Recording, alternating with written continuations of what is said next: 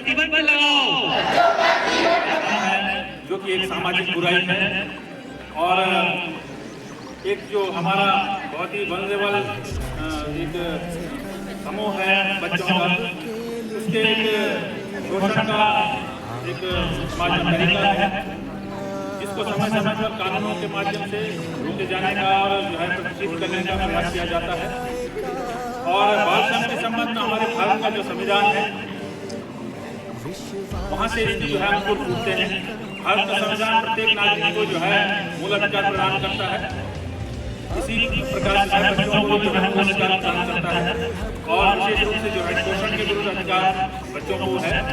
भारत के संविधान का अनुच्छेद 24 जो है 14 वर्ष से कम उम्र के बच्चों को जो है खान, खनिज और अन्य परिसंकट में जो इस तरह के नियोजन है उन्हें नियोजित करने से जो है रोकता है। और इस उद्देश्य की पूर्ति के लिए एक बाल श्रम के संबंध में कानून बना हुआ है, बाल एवं किशोर परिश्रम प्रतिषेध और विनियमन अधिनियम है 1986। इस कानून के माध्यम से 2001 की जो है कैटेगरी है बच्चों की। एक तो 14 वर्ष तक के जो बच्चे हैं उनके संबंध में प्रावधान करता है, तो 14 से 18 तक के जिन्हें किशोर कहा जाता है उनके संबंध में प्रावधान है। जो 14 वर्ष तक के बच्चे हैं जिसके संबंध में भारत के संविधान में प्रावधान किया गया है तो उनको नियोजित नहीं किया जाएगा। ये जो कानून है 1986 का, ये 14 वर्ष तक के बच्चों के लिए विशेष रूप से यह कहता है कि 14 वर्ष तक के बच्चों को बिल्कुल भी किसी श्रम में, लेबर के रूप में किसी भी काम में नियोजित नहीं किया जाएगा। नहीं मतलब नहीं, प्रतिष्ठित करता है। लेकिन इसके 3 अपवाद हैं।